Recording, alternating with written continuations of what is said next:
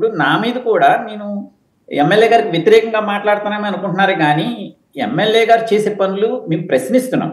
MLA గారిని ఏమి మేము కించపరచడం లేదు. ఆ ప్రశ్నను కూడా ఇతను తట్టుకోలేకపోతున్నారు. అంటే ఏమని ప్రశ్నిస్తున్నారు మీరు? ఇప్పుడు ఏదైనా యాక్టివిటీ జరిగినప్పుడు దాన్ని తప్పు, దీంట్లో తప్పు ఉంది అని చూపించడంలో మేము జనసేన పార్టీ తరఫున మేము ఎప్పుడు ఇంతకు ముందు చేసాం, ఇప్పుడు చేసాం. జన సైనికులకు అన్యాయం జరుగుతుందని మేము ఖచ్చితంగా చెప్తున్నాం. అంటే ఎవరికి జరిగింది జన సైనికులకు అన్యాయం? అంటే వారి పేర్లు ఉంటాయి కదా సార్, ఎవరికి? నేను ఒక పేరు తీసుకుంటానండి. చల్లా రవి అని ఒక పేరు ఉంది. చల్లా రవి అంటే దుబాయ్ జనసేన అని చెప్పి అతను దుబాయ్ నుంచి 2014 నుంచి ఆర్థికంగా దెబ్బతిని పార్టీని కోసం పనిచేశాడు.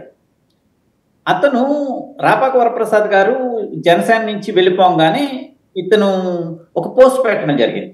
రాపాక పోయాడు, దానికి ఇమ్మీడియట్ గా SST పెట్టారు అతని మీద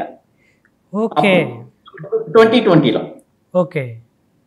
ఆ తర్వాత ఏమైందంటే ఇతను రాపాక వరప్రసాద్ గారు నా కోసం పనిచేయమని అడిగాడు. ఆయన ఇతను వెళ్ళలేదు. జనసేన కార్యకర్తలు ఎవరు విన్నారు, పవన్ కళ్యాణ్ గారు దాటి వెళ్ళరు వాళ్ళు. అలాంటప్పుడు అతను ఆర్థికంగా దెబ్బతీయాలని చూశాడు, అన్ని విధాలా దెబ్బతీయాలని చూశాడు. అతను బాగా నష్టపరిచాడు కుటుంబ పరంగా. ఎవరు? రాపాక గారా? రాపాక గారు.